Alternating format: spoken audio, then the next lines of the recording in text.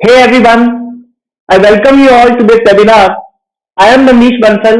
I have been teaching inorganic to IIT aspirants from the past 12 years. I'm also the author of this problem book of inorganic chemistry for JEE Mains and Advanced published by Wiley Publications. Guys, जैसा कि आप लोग जानते हो, हम सभी को अपने अपने घर में रुकने के लिए कहा गया है। हम लॉकडाउन पीरियड सर्व कर रहे हैं, हम लॉकडाउन में हैं और ये जो लॉकडाउन पीरियड है वो रिसेंटली एक्सटेंड भी कर दिया गया है 3 मई तक। इस लॉकडाउन की वजह से जो आपका जेई मेंस का पेपर होने वाला था वो भी पोस्टपोन हो चुका है। अभी तक की इंफॉर्मेशन के अकॉर्डिंग एनटीए ने ये कहा है कि जो आपका जेई मेंस का पेपर है वो मई के लास्ट वीक में हो सकता है, पर फाइनल कोई भी डेट नहीं दी गई है और ये कहा है कि उसी समय सिचुएशन को ठीक से असेस करके ही बताया जा पाएगा कि वो पेपर कब होने वाला है। तो इस सब चीजों की वजह से बहुत सारे स्टूडेंट्स के मन में बहुत सारी कंफ्यूजन, डाउट्स और बहुत सारे क्वेश्चंस आ गए हैं, जिस वजह से बहुत सारे स्टूडेंट्स अपसेट फील कर रहे हैं, अपना रूटीन डिस्टर्ब उनका हो चुका है। आज इस वेबिनार के थ्रू मैं आपके उन्हीं सारे क्वेश्चंस के, उन्हीं सारे डाउट के आंसर देने वाला हूं। प्लस मैं आपको यह बताने वाला हूं कि ये जो लॉकडाउन पीरियड हमारे पास है, जो आपका ये जो एग्जाम पोस्टपोन हुआ है, अगर हम लोग मान लेते हैं कि सपोज मई के लास्ट वीक में भी होने वाला है, तो हमारे पास रफली 45 डेज है। इन 45 डेज का हम लोग बेस्ट यूटिलाइजेशन कैसे करें, कैसे हम अपने आउटपुट को इंक्रीज करें, कैसे हम अपने मार्क्स को बढ़ा सकते हैं, हम अपने सिलेक्शन के चांसेस को बढ़ा सकते हैं, आज के वेबिनार में हम लोग यही डिस्कस करने वाले हैं। सबसे पहली चीज जो आती है गाइस, जो आपको ये समझनी है कि ये जो लॉकडाउन पीरियड है, बहुत सारे स्टूडेंट्स इसको ऐसे लेके चल रहे हैं कि सर हम बहुत कैजुअल हो गए हैं, हमारा रूटीन बिगड़ चुका है, पहले हमारे टेस्ट होते थे, कोचिंग इंस्टीट्यूट खुले थे, हम रेगुलरली अपनी प्रिपरेशन कर पा रहे थे, पर अब हम वो प्रिपरेशन नहीं कर पा रहे हैं। तो बच्चे एक सिंपल सी बात है जो आपको समझनी है। ठीक है, एग्जाम पोस्टपोन हो गया है, पर वो होने तो वाला है। हम ये नहीं कर सकते कि ये जो लॉकडाउन पीरियड है, जो एक्सटेंशन पीरियड हमारे पास है, हम उसकी वजह से अपने पूरे साल की मेहनत को खराब कर लें। आप इसको एज एन अपॉर्चुनिटी यूज करें। आप ऐसा सोचें कि जो हमारे वीक टॉपिक्स रह गए थे, जो हमारी कुछ कमियां रह गई थी, उन कमियों को दूर करने के लिए, हमें और इंप्रूवमेंट लाने के लिए ये 45 डेज मिले हैं। गाइस, प्रीवियस ईयर के स्टूडेंट्स को ये मौका नहीं मिला, नेक्स्ट ईयर आने वाले स्टूडेंट को ये मौका नहीं मिलने वाला है। आपके पास ये अपॉर्चुनिटी है, तो इसको प्रॉपरली ग्रैब करिए, इसका मैक्सिमम यूटिलाइजेशन लीजिए आप लोग। फिर दिमाग में आता है कि सर पहले तो हमारे रेगुलर एग्जाम्स हो रहे थे, तो हमारा एक रूटीन सेट था, लेकिन अब एग्जाम्स नहीं हो पा रहे हैं, हम कोचिंग इंस्टीट्यूट नहीं जा रहे हैं, तो हम क्या करें, कैसे अपना वो रूटीन सेट करें। बेटा सिंपल है, ऑनलाइन पेपर्स हो रहे हैं बहुत सारे। जैसा कि मैंने आपको पहले ही बताया अपने प्रीवियस वीडियोस के अंदर कि मेरी कोरा पे स्पेसेस हैं जिनको मैं बहुत एक्टिवली यूज करता हूं। मैंने बहुत सारे सैंपल पेपर्स अपलोड किए, आप उनको यूज कर सकते हो।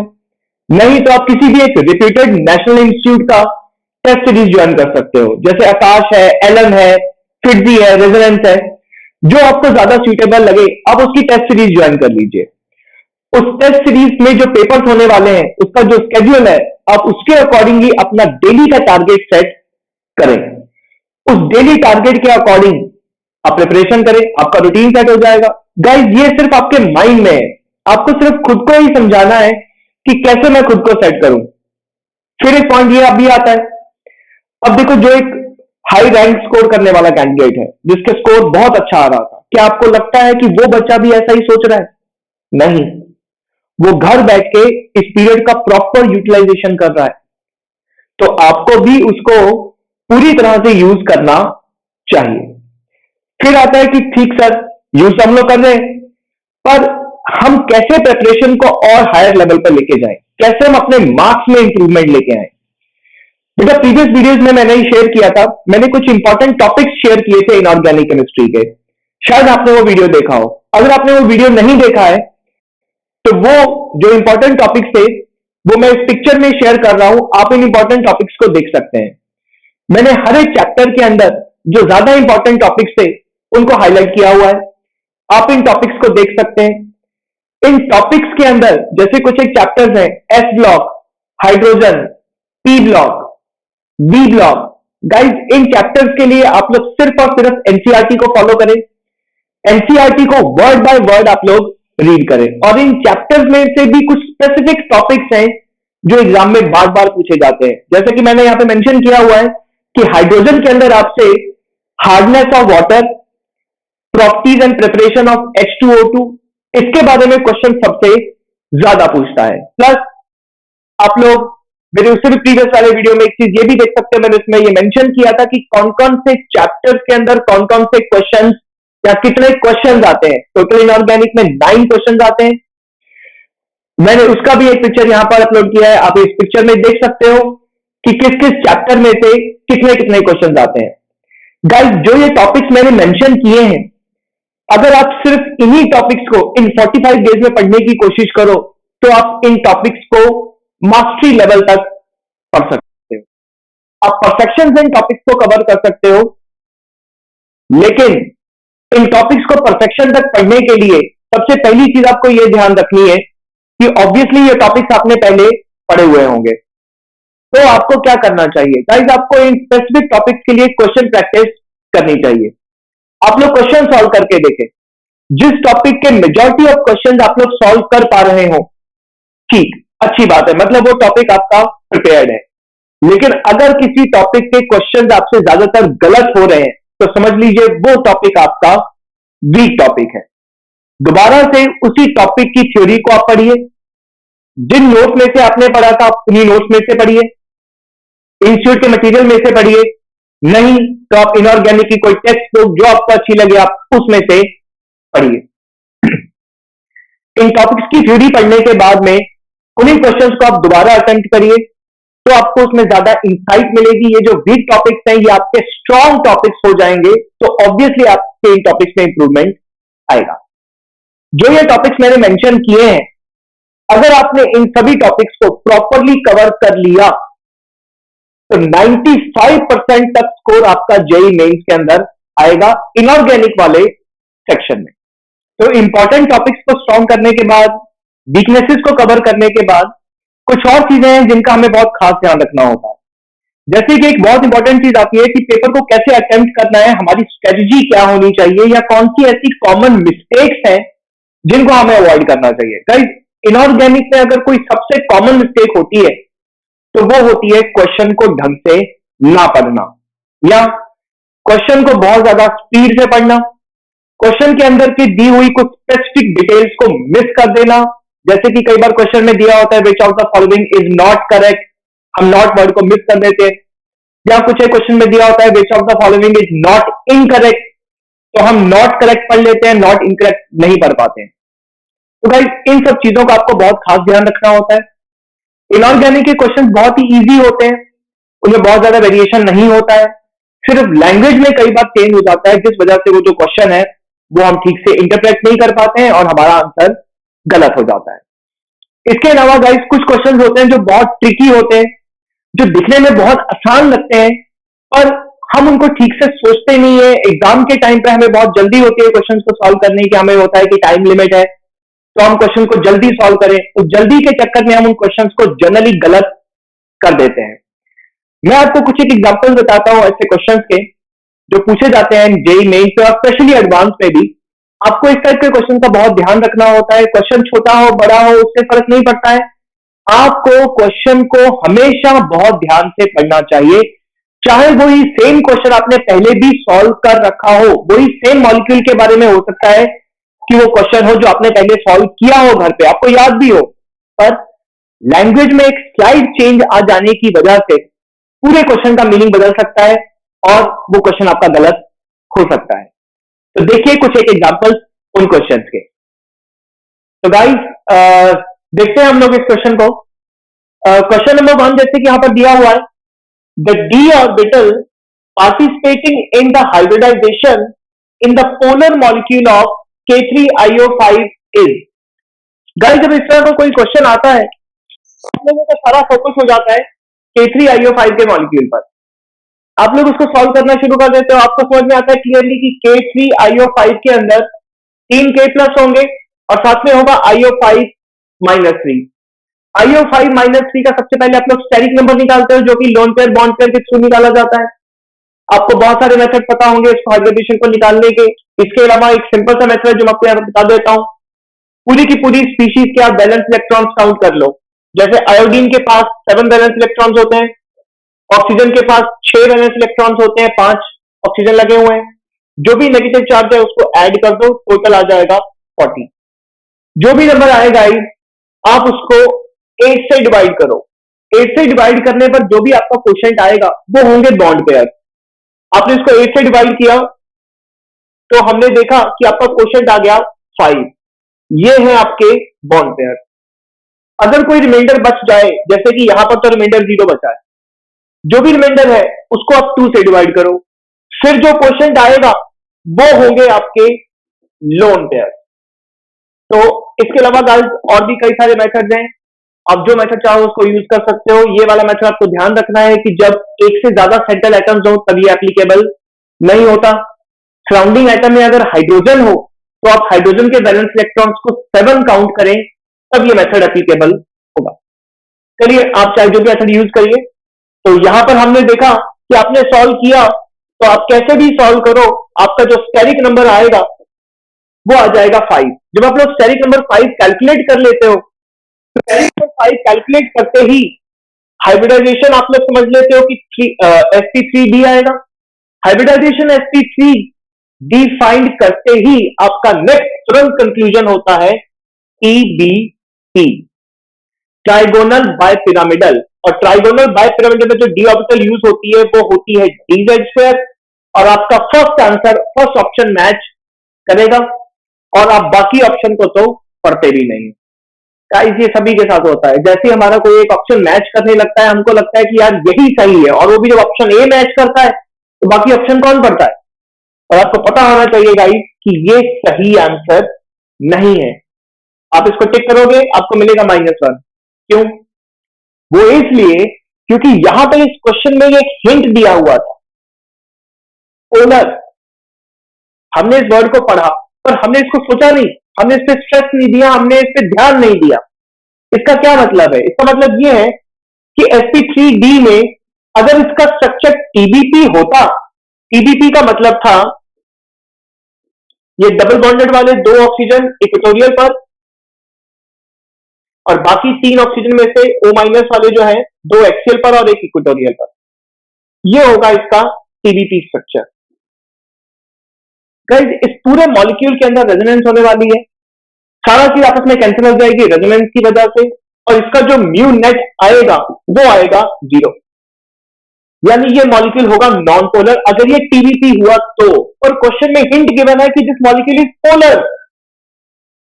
तो गाइस मॉलिक्यूल पोलर गिवन है, इसका क्लियर इंडिकेशन है, क्लियर हिंट दिया हुआ है कि sp3d में इसका स्ट्रक्चर TBP नहीं है। तो गाइस अगर TBP नहीं है तो फिर क्या है? दूसरी पॉसिबिलिटी, स्क्वायर पिरामिडल, जो कि बहुत रेयर होती है। नॉर्मल कंपाउंड्स के अंदर स्टेरिक नंबर 5 में स्क्वायर पिरामिडल ज्योमेट्री नहीं होती है, पर इसमें है, और वो उसका हमें हिंट भी दिया हुआ है, पोलर मॉलिक्यूल। तो जब स्क्वायर पिरामिडल स्ट्रक्चर बनेगा तो गाइस स्क्वायर पिरामिडल स्ट्रक्चर में जो डी ऑर्बिटल पार्टिसिपेट करती है वो होती है dx² - y²। तो गाइस अगर वहां पे पोलर वर्ड नहीं था, नॉर्मल ही दिया होता तो आपका आंसर ए आ जाता dz²। लेकिन क्वेश्चन के अंदर हिंट ड्रॉप किया हुआ है कि द मॉलिक्यूल इज पोलर। और वैसे भी K3IO5 का स्ट्रक्चर आपको पता होना चाहिए, पर अगर नहीं भी पता है, एग्जामिनर ये एक्सपेक्ट नहीं करता कि आपको स्ट्रक्चर याद हो किसी स्पेसिफिक एक्सेप्शनल मॉलिक्यूल का, इसलिए उसने आपको हिंट दिया पोलर। तो पोलर वाले हिंट की वजह से स्ट्रक्चर हुआ स्क्वायर पिरामिडल, और जो डी ऑर्बिटल पार्टिसिपेट कर रही है वो हुई dx² - y²। यानी आपका आंसर होना चाहिए था सेकंड। क्लियर हुआ ये? तो इस तरह के क्वेश्चन जब एग्जाम में आते हैं, खास करके एडवांस के क्वेश्चन में पेपर में जब इस तरह के क्वेश्चन आते हैं तो आप उनमें इस तरह की मिस्टेक करते हैं। एक और क्वेश्चन देखते हैं कोऑर्डिनेशन कंपाउंड से। इस क्वेश्चन में दिया है which compound is optically active. ज्यादातर जेई मेंस और एडवांस वाले जो बच्चे होते हैं वो ऑप्टिकल एक्टिविटी वाले टॉपिक को किस तरह से पढ़ते हैं? हम लोग लिगेंड्स की मार्किंग करते हैं। अगर कोई एक मोनोडेंटेट लिगेंड होता है तो हम उसको small a b c d e f से डिनोट करते हैं।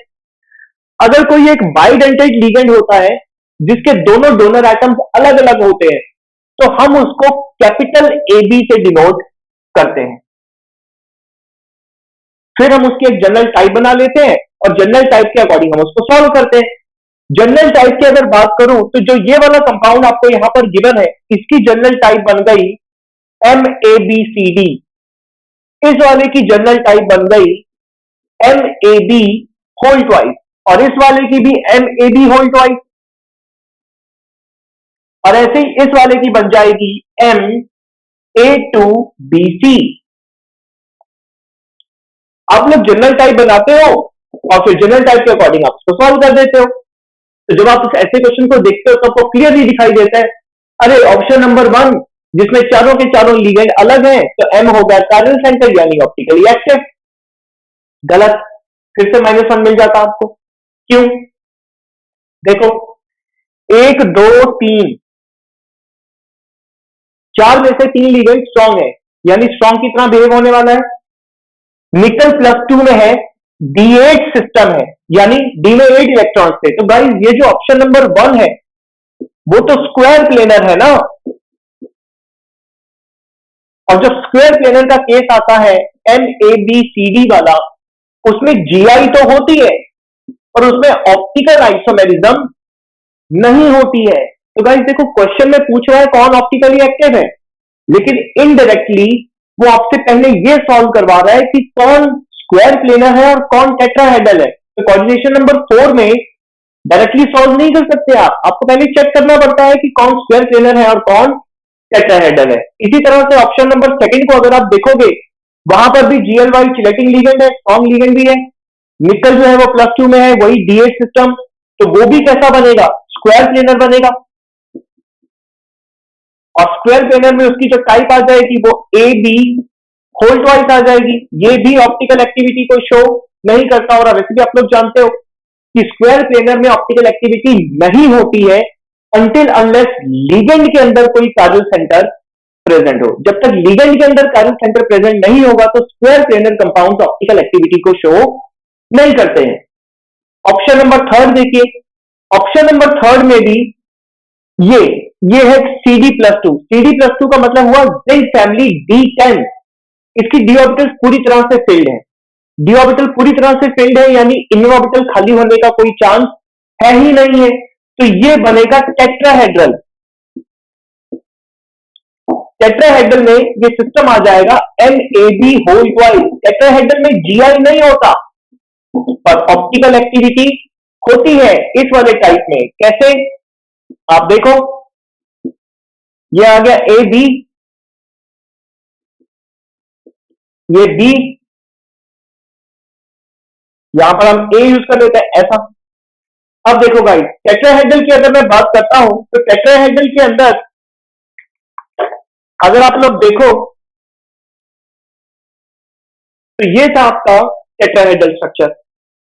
इस टेट्राहेड्रल स्ट्रक्चर में सपोज आपने इसको AB मान लिया, ये A मान लिया और ये वाला B मान लिया। आपने सोचा कि सर इसके अलोंग कट करते हैं। जब आप इसके अलोंग इसको कट करोगे तो ये वाला जो प्लेन है ये यहां से कटेगा, इस साइड को बचेगा A और इस साइड को बचेगा B। सिमेट्रिकल कट नहीं आया है, ये POS नहीं है। ऐसे जब आप इसके अलोंग इसको ऐसे कट करोगे, देख सकते हो गाइस, हम इसको यहां से ऐसे कट कर रहे हैं तो फिर एक तरफ को ये आएगा और एक तरफ को ये आएगा, A और फिर से B। तो इसमें POS नहीं है तो ये ऑप्टिकली एक्टिव होगा। तो हमारा जो आंसर है वो फर्स्ट नहीं होगा इसमें भी, क्योंकि वो तो स्क्वायर प्लेनर था, ये स्क्वायर प्लेनर है। अगर ये टेट्राहेड्रल होता तो ये आंसर होता, पर ये स्क्वायर प्लेनर था, तो हमारा जो आंसर आएगा वो आएगा 3rd, tetrahedral of the type AB hole twice. तो गाइस, इन क्वेश्चंस के थ्रू आपको ये समझ में आ गया होगा कि कैसे हम एक क्वेश्चन के अंदर उसको ठीक से नहीं पढ़ते हैं तो कैसे हमसे मिस्टेक्स हो जाती है। एक छोटे से छोटे वर्ड को निग्लेक्ट कर देने से पूरे क्वेश्चन का मीनिंग बदल जाता है, आंसर चेंज हो जाता है। फिर आपने वो कोऑर्डिनेशन कंपाउंड वाले क्वेश्चन में देखा होगा कि एग्जामिनर पूछता कुछ है लेकिन उसके अंदर जो कॉन्सेप्ट अप्लाई होता है वो कोई और ही होता है। तो इस तरह के क्वेश्चन में हम लोग जनरली मिस्टेक कर देते हैं। ऐसे क्वेश्चंस को बहुत ध्यान से पढ़ना, सोचना और समझना बहुत जरूरी होता है। दिमाग में आता है कि सर हम इस तरह के क्वेश्चंस को कैसे ठीक करें, कैसे हम अपनी हैबिट को ठीक करें, कैसे हम क्वेश्चन को ज्यादा कंसंट्रेशन से पढ़ें, वो भी तब जब हम एग्जाम दे रहे हो, एग्जाम के टाइम पर।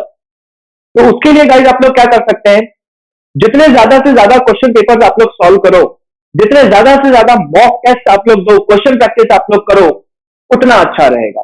और जब आप लोग ये क्वेश्चन पेपर सॉल्व कर रहे हो, तो आपका गाइस मेन फोकस जो है वो एक्यूरेसी पे होना चाहिए, ना कि टाइम पे।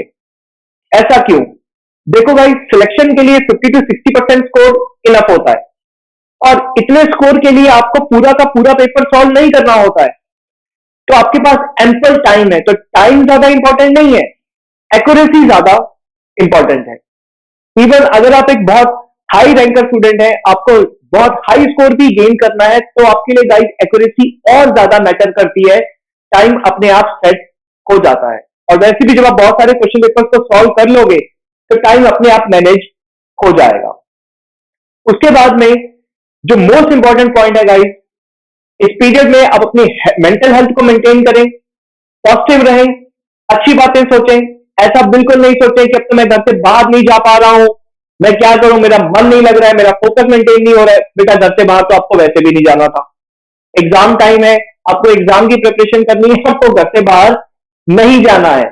तो स्टे पॉजिटिव, अपने रूटीन में कुछ एक छोटी सी एक एक्टिविटी ऐसी जरूर इंक्लूड करें जिससे आपको मेंटल रिफ्रेशमेंट फील हो, आपको अंदर से जॉयस फील हो। आप योगा कर सकते हो, या जो भी एक एक्टिविटी जो आपको अच्छी लगती हो, उसको अपने रूटीन के अंदर जरूर एडजस्ट करें। एक फिक्स टाइम के लिए 5 minute, 10 minute, half an hour आप उसमें जरूर लगाएं, ये बहुत जरूरी है। इसके अलावा गाइस, आगे आने वाले वीडियो के अंदर जो हर एक चैप्टर्स हैं, उसमें से किस किस टाइप के क्वेश्चन एक्सपेक्टेड हैं, मैं एक पर्टिकुलर वीडियो के अंदर एक पर्टिकुलर वीडियो पर चैप्टर शेयर करने वाला हूं।